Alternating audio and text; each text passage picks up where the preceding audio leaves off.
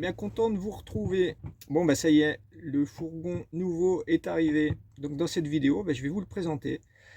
On a la chance, on a du beau temps, donc je vais vous présenter l'extérieur et puis l'intérieur, bien sûr. Mais il fait très froid. Vous voyez, je suis couvert comme c'est pas possible. Il y a eu moins hein, cette nuit quand même. Mais bon, là ça va, on a un très beau soleil, un beau ciel bleu. Donc ça va réchauffer un petit peu l'atmosphère. Donc je vous présente le fourgon. Et puis à la fin de cette vidéo, ben, on se retrouve et puis ben, je vous dirai pourquoi j'ai changé, pourquoi l'option de ce fourgon, les avantages, les inconvénients, les petits problèmes que je rencontre éventuellement, etc., etc. Bon allez, bonne vidéo et puis on se retrouve à la fin. Allez hop, c'est parti, mon kiki. Donc le voilà depuis l'extérieur. Donc avec une baie vitrée là, une au niveau de la chambre. Des jantes 16 pouces. Enfin des pneus 16 pouces avec des jantes 16 pouces en alu, bon, qui sont plutôt sympas. Bon, le marchepied. Donc la porte latérale avec une assistance électrique. Donc voilà, bon, son look est plutôt sympathique. Puis la couleur un peu plus discrète que le blanc quand même. Et puis à l'arrière, j'ai mis un attelage. Attelage dont je vais avoir besoin pour un accessoire que je suis en train de monter. Et je vous montrerai ça dans une prochaine vidéo.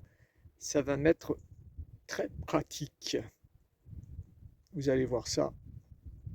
Ça sera la surprise. Donc voilà, il a un petit look plutôt sympa. Ouais, donc c'est un Postal Summit 600 plus. Ils l'ont écrit partout. Ça, je vais peut-être virer ça. Parce que c'est marqué là. À l'avant, c'est écrit là. Donc ça va dégager.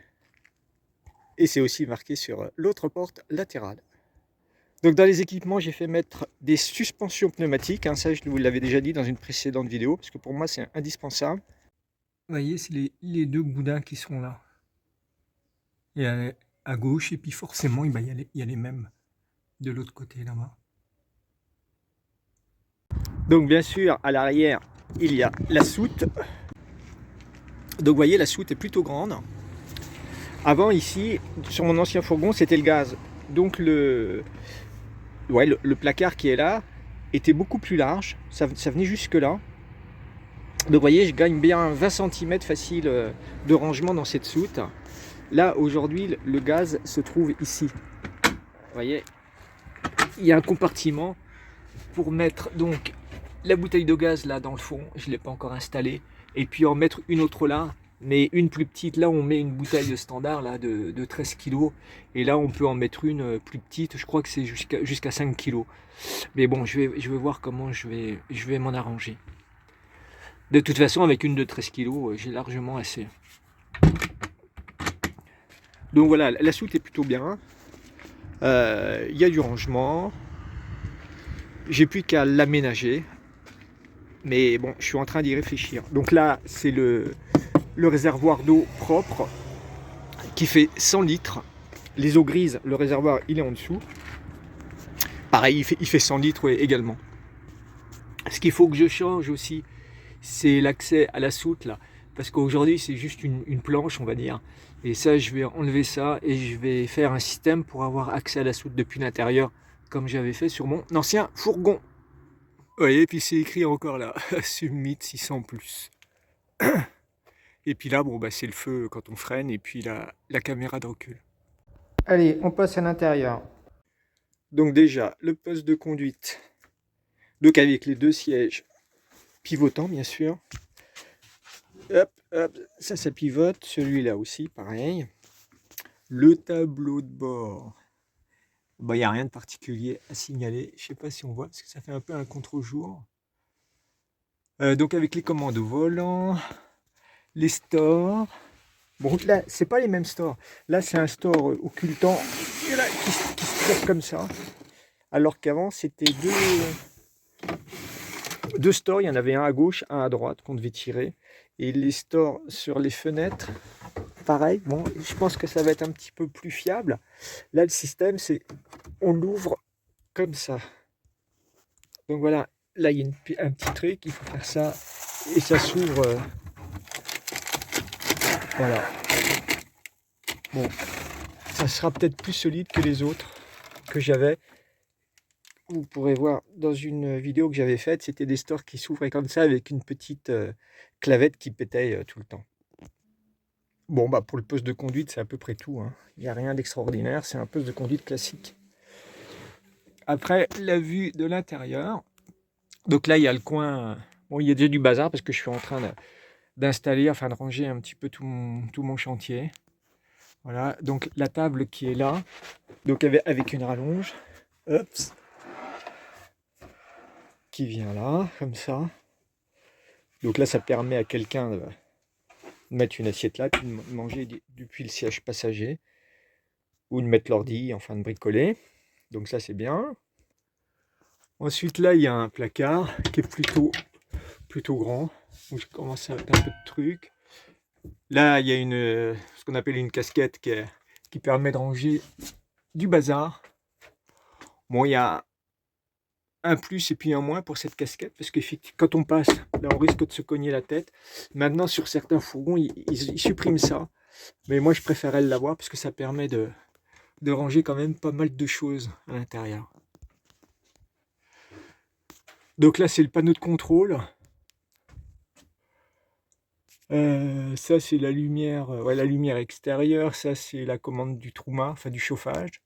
Ça, c'est la commande du réfrigérateur. Donc, c'est un réfrigérateur à compression. Je vais vous le montrer après. Et puis ça, c'est les commandes. Donc, le réservoir d'eau clair, la batterie, la batterie du porteur, la batterie cellule. Ça, c'est pour mettre la lumière, pour mettre la pompe à eau. Et ça, c'est pour le frigo, pour allumer le frigo. Et ça, bah, c'est on-off du panneau de commande. Et ça, ouais, c'est pour régler l'intensité lumineuse. Parce que on peut l'éteindre complètement, ce que je ferais, parce que c'est vraiment, voilà, il faut appuyer longtemps. Sinon, la nuit, bah, ça éclaire complètement. Et puis là, il y a des voyants pour les eaux grises. Ça, c'est quand la recharge de la batterie cellule se fait par l'alternateur. Ça, c'est quand on est branché sur le 220. Donc voilà, c'est plutôt complet. Donc le réfrigérateur, ben, il se trouve là. J'ai pas encore enlevé les collants là, enfin les protections, donc voilà. Donc il n'est pas très grand, mais bon, ça sera bien suffisant. Avec une partie freezer, congélateur. Voilà, et puis le bac à légumes en bas, enfin classique. Donc à compression, il marche que sur le 12 volts, uniquement, hein. Et il s'ouvre des deux sens, donc je peux l'ouvrir de l'extérieur. Pratique. Donc dans la cuisine, ce qui est bien, c'est qu'il y a un grand plan. Enfin la cuisine. Si, c'est la cuisine, hein. Il y a un grand plan de travail avec donc les tiroirs. Là, il y a une tablette qui vient, voilà, en complément si on a besoin. Là, c'est la partie évier, plaque de cuisson. Voilà.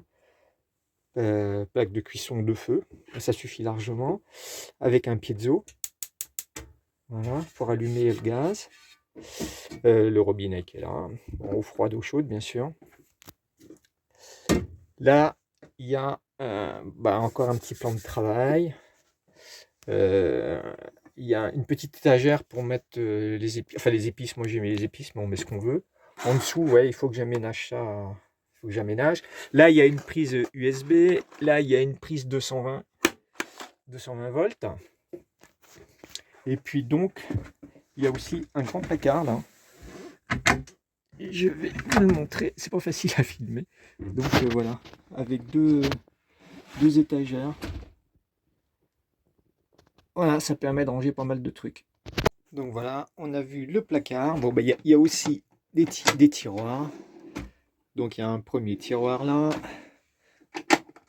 un deuxième là, et puis un petit peu plus petit qui sert de casserolier. Donc voilà. tout ça, c'est bien pratique. Ensuite, ouais, là j'ai remis ma station météo. Ouais, ça c'est plutôt pas mal. Et puis là, c'est pas un placard, c'est la partie salle de bain avec une porte accordéon. Voilà. Donc là, il y a les toilettes bon, que je vais pas utiliser. Là, il y a le lavabo, le receveur pour la douche. Là, il y a une fenêtre sur l'extérieur. Tiens, ça c'était presque, c'est la figure. Et puis donc, pour prendre la douche, ouais, hop, on ouvre cette partie-là. Et puis ça isole le coin lavabo et ça fait une douche classique. Donc ça, c'est pas mal. Voilà, et puis bon, bah, il y a une commande pour la lumière. Et puis il y a une prise USB aussi là. Et ça, c'est pour l'évacuation des eaux quand on utilise les toilettes. Donc tout le long de cette paroi, on va dire, il y a des placards. Il y en a 1, 2, 3, 4 placards. Bon, les deux premiers sont pas très profonds. Mais bon. Non, juste le premier est pas profond, mais à partir du deuxième, ouais, c'est beaucoup plus profond. Et ça permet de mettre pas mal de trucs. Bon, enfin tout le tour. Là, sur la porte arrière, il y a un grand placard. Et là, il y a 2 autres placards. Et là, il y a 2 petites niches. Une niche là et une niche là. Là, il y a l'interrupteur pour couper la lumière, une fenêtre. Et puis donc un grand lit. Parce que bon, il fait pratiquement 1,95 m de long sur 1,60 m dans sa partie la plus large. Parce que ça part un petit peu en biais là, ici dans ce coin-là, vous voyez.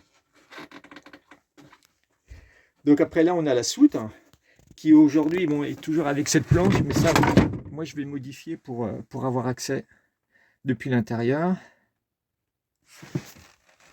Et puis ici, là, ce qui est plutôt pas mal, mais ça demande à lever le coussin.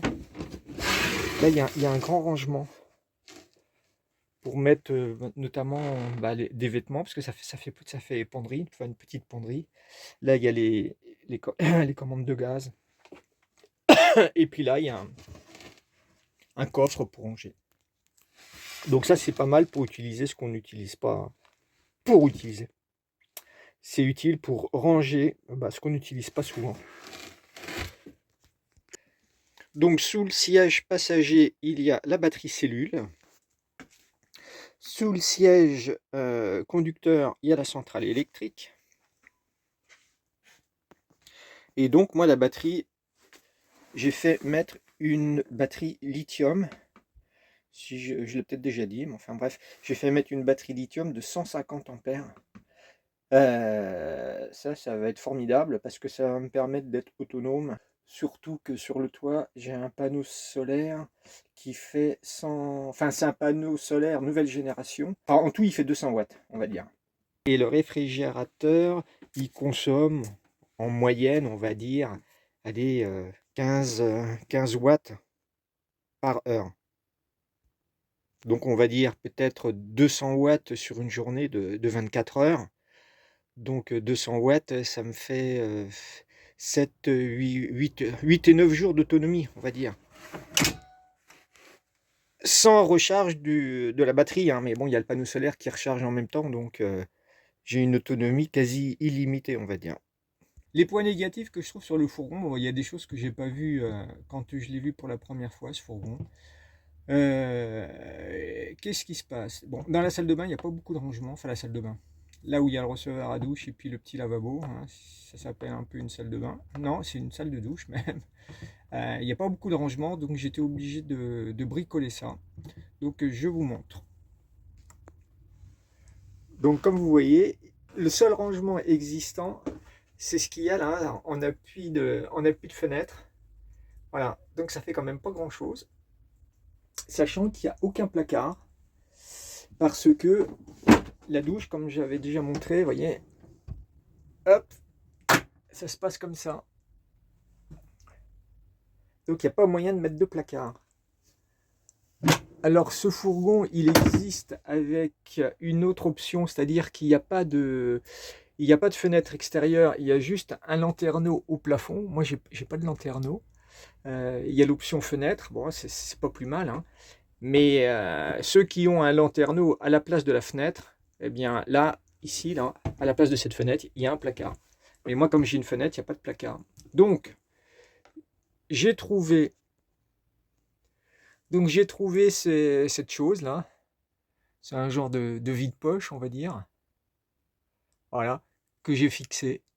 Et puis, bah voilà, moi, ça me permet de ranger tout mon petit bazar. Donc voilà, c'est déjà ça. Et puis là, au-dessus de la douche, j'ai rajouté cette petite étagère là pour remettre encore un peu de trucs. Donc la salle de bain ça va, mais bon, c'est dommage que. De toute façon, il n'y avait pas moyen de faire autrement. Donc voilà, bah ça c'est un petit défaut que j'avais pas trop perçu la première fois quand j'ai vu ce fourgon. Bon, le petit souci de salle de bain est résolu, il n'y a plus de problème. Voilà, je m'en serais passé, mais c'est comme ça, c'est pas bien grave. Voilà, et puis donc l'autre problème que j'ai eu, bon, qui semble résolu aujourd'hui, quand je suis allé, j'ai fait installer une batterie lithium, hein, comme je vous ai dit, ouais, dans la vidéo où je vous l'ai montré, il y a une batterie lithium. Le fourgon est équipé d'une centrale électrique qui permet de gérer le lithium. Sauf que il y avait un problème de paramétrage. Euh, C'était mal paramétré. Le paramétrage qui était préconisé par le constructeur, c'est-à-dire POSOL, s'avère ne pas être le bon. Donc il n'y avait pas de recharge batterie quand je roulais et il n'y avait pas de charge batterie quand on se branchait sur le 220. La charge se faisait uniquement via le panneau solaire, donc ça n'allait pas. Et on s'est aperçu que le problème venait du paramétrage. Donc comment je peux expliquer ça? Sans savoir comment il fallait faire, par empirisme on va dire, avec la concession, on a fait différents paramétrages du chargeur et puis on a fini par trouver un paramétrage qui permet de recharger la batterie cellule quand je roule et quand je suis branché sur le 220. Alors ce paramétrage, on ne sait pas si c'est vraiment le paramétrage optimum. Donc la concession où j'ai acheté le fourgon est on va dire, en relation avec Posol et ils sont en train de solutionner le problème. Apparemment, c'est un problème qui est connu chez Posol, mais ils n'ont pas encore apporté de solution parce que cette centrale électrique, c'est un nouveau modèle qui viennent juste de mettre sur le marché. Et puis apparemment, enfin moi je trouve, hein, ils sont un petit peu précipités pour mettre ça sur le marché. Ils n'ont pas tout fait, enfin fait toutes les vérifications. Enfin bon, c'est comme ça. Aujourd'hui ça fonctionne. J'attends de savoir maintenant si le paramétrage, on est dans les normes, s'il n'y a pas de risque de surchauffe, enfin je ne sais trop quoi. Donc j'attends. Mais ça fonctionne, donc c'est l'essentiel. Bon bah globalement, comme je l'ai peut-être déjà dit, je suis plutôt content de ce fourgon. J'aime bien l'espace de vie, je sais pas, j'ai l'impression d'avoir plus d'espace du fait que j'ai plus ce grand réfrigérateur qui était là. Là, vous voyez, ça reste ouvert. Donc ça, c'est pas mal. Ça fait, voilà, ça semble plus grand, hein. Ça ne l'est pas, mais ça semble plus grand. Il y a plus d'espace. Donc aussi, ouais, plusieurs d'entre vous m'ont dit, ouais, pourquoi tu as changé de fourgon? Il était bien ton ancien fourgon. Voilà. Bon, oui, il était bien mon ancien fourgon. Mais j'ai quand même changé. Pourquoi j'ai changé? En premier, j'aime bien le changement. Donc le fourgon, j'en avais fait le tour, je le connaissais par cœur. Bon, je l'aimais bien, hein. Il n'y a aucun problème là-dessus. Celui qui l'a repris, eh ben, je pense qu'il va être très content parce qu'il était vraiment en super état ce fourgon. Mais c'est comme ça qu'on avance, donc j'ai voulu changer pour simplement, bah, on va dire entre guillemets le plaisir du changement, on va dire ça comme ça. Pourquoi ce fourgon? Avant de m'orienter sur un autre fourgon, j'avais pensé à l'option van. Vous savez, un véhicule plus petit, entre allez, 5 mètres et 5 mètres 40. Le problème, c'est que quand vous êtes dans ce van, vous ne tenez pas debout, parce que la hauteur est à 2 mètres. Bon, c'est très bien, hein, 2 mètres, parce que ça permet d'avoir accès à plein d'endroits, de passer sous les barres facilement, d'avoir accès à des parkings. Mais enfin, bon, moi, je vis pas sur un parking. Donc ça me gêne pas trop. Mais c'est surtout les accès sous les barres. Je m'étais dit, ouais, c'est bien un fourgon 2 mètres, je vais pouvoir accéder à des endroits qui me sont interdits avec un fourgon, ça va être génial. Sauf que, bon, bah, j'en ai vu des vannes, je suis allé en voir. Je me suis installé dedans, j'ai regardé comment on pouvait vivre là-dedans. Je me vois pas à quatre pattes, c'est pas possible, quoi. Bon, on peut être debout à partir du moment où sur le toit, vous savez, il y a une tente de toit, il faut l'ouvrir, mais c'est quand même pas l'idéal, hein, parce que vous pouvez pas l'ouvrir partout. Parce que si vous l'ouvrez, bon bah ça se voit, voilà, si vous êtes en ville et puis que vous ouvrez ça, c'est pas, c'est pas possible. Il faut se mettre à l'écart, donc non, j'ai dit je vais pas aller sur l'option van, je vais reprendre un fourgon. Et puis bah, s'il y a des bars, et bah, tant pis, j'irai ailleurs. Et puis je trouverai toujours un endroit, comme j'en ai toujours trouvé jusqu'à présent, il y a pas de raison qu'on n'en trouve pas. Donc l'option de ce fourgon, pourquoi celui-là? J'en ai vu plusieurs. Ce qui m'a décidé à prendre celui-là, c'est déjà, bon bah c'est Possol, Possol je connais, c'est plutôt fiable, hein. L'autre j'en étais content, donc il n'y a pas de raison que je ne sois pas content de celui-là. Euh, L'aménagement me convenait, j'avais plus de frigo Trimix, vous savez, qui marche sur le gaz, l'électricité et puis sur le 12 volts. Parce que quand vous êtes arrêté, donc bah, vous marchez uniquement sur le gaz, ça nécessite voilà, une gestion des bouteilles de gaz, se traîner les deux grosses bouteilles de gaz. Là, j'en aurai plus qu'une qui servira uniquement pour la plaque de cuisson et puis l'eau chaude. Donc la bouteille de gaz, elle va me durer une éternité. Alors qu'avant, la bouteille de gaz, elle me faisait un mois. Ouais, elle va servir pour le chauffage aussi, hein. Mais le chauffage, c'est pas ce qui consomme le plus parce que bah, dans la journée, il n'y a pas besoin de chauffage. C'est vraiment le soir et puis sur le matin. La nuit, sous la couette, ça va très bien. Il suffit d'allumer le chauffage, allez, une demi-heure avant de se lever et puis c'est bon. Donc la consommation ne vient pas du chauffage ni de l'eau chaude. C'était surtout le frigo oui, le frigo qui consommait énormément. Donc là, comme c'est un frigo qui marche que sur le 12 volts, j'ai plus de consommation de gaz. Ma batterie lithium va remplir sa mission et puis m'assurer une autonomie avec le panneau solaire en plus. Donc la vie est belle comme ça. Donc ça c'était aussi, je voulais absolument changer ce mode de réfrigération là, ça m'allait pas. C'est trop consommateur, en plus il fallait entretenir le brûleur, il fallait nettoyer la cheminée, décalaminer, enfin c'était tout un bazar. Il fallait, quand on était en plein soleil, il fallait essayer de se mettre, enfin le côté où il y avait la cheminée, de le mettre à l'ombre parce que sinon ça chauffait, enfin voilà. C'était quand même, le Trimix, c'est pas l'idéal hein, pour moi. Et les frigos à compression sont beaucoup plus efficaces, font un froid beaucoup plus intense, on va dire. Donc ça, c'était une des raisons. L'autre raison, c'est quoi? Bon, la couleur du fourgon. Le précédent était blanc. Bon, blanc, c'est bien, il y en a partout, mais il y en a trop. Donc je voulais changer. Je voulais une couleur un petit peu plus discrète. Celui-là est gris, ça se voit un petit peu moins. J'aurais aimé un gris un peu plus foncé. Euh, ou un bleu foncé, mais bon, j'en ai pas trouvé, j'ai trouvé que celui-là. Donc voilà les raisons principales de ce changement. Euh, voilà, j'aurais pu me contenter de l'autre, hein. Mais il y a aussi, ouais, il y a aussi une autre raison quand même, hein, qui n'est pas insignifiante. Mon fourgon allait avoir 6 ans. Aujourd'hui, il avait encore une cote assez intéressante, on va dire. Par rapport au prix où je l'avais acheté, hein, je l'ai déjà dit, je crois, dans la vidéo précédente, vous pouvez la voir là-haut, je vais mettre le lien. Il gardait donc une cote intéressante. Par rapport au prix où je l'ai acheté, euh, le prix n'a pas beaucoup évolué. Bien sûr, les nouveaux coûtent plus cher qu'à l'époque où j'ai acheté mon fourgon précédent, là, en 2019.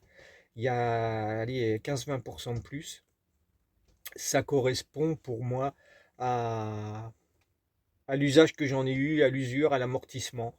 Donc ce fourgon, finalement, j'ai fait un échange standard, on va dire, sans avoir à débourser une somme importante pour avoir ce nouveau fourgon. Donc c'est ce qui m'a fait décider aussi. Si j'avais attendu plus, forcément, la cote de mon ancien fourgon aurait baissé. Donc j'aurais dû remettre au bout plus et bah plus, j'aurais pas pu. Donc, soit je le faisais maintenant, soit je gardais l'autre et je l'usais jusqu'à la moelle. Donc, comme je vous l'ai dit, j'aime bien le changement. Donc, j'ai pris l'option de changer. Donc, je suis bien content de tout ça. Donc là, je suis en plein aménagement, hein. Il va falloir que je m'occupe de la soute encore. La soute, je ne sais pas encore comment je vais organiser ça. Il faut que j'y réfléchisse. Pour le moment, j'essaye de faire rentrer tout ce que j'ai à faire rentrer dans la cellule, hein, dans la partie habitable. Et puis la soute, bah, je vais voir ça. Dans un deuxième temps, bah, ça sera l'occasion d'une autre vidéo. Eh bien écoutez, j'ai hâte de reprendre la route une fois que bah, tout sera aménagé. Bon, et bien voilà, vous savez beaucoup de choses. Vous avez vu le nouveau fourgon. Je vais vous le remontrer dès que j'aurai installé là, mon accessoire sur l'attelage. Vous allez voir, je vais m'en occuper. Et puis, je vous dis donc à très vite pour la suite des aventures, bien sûr.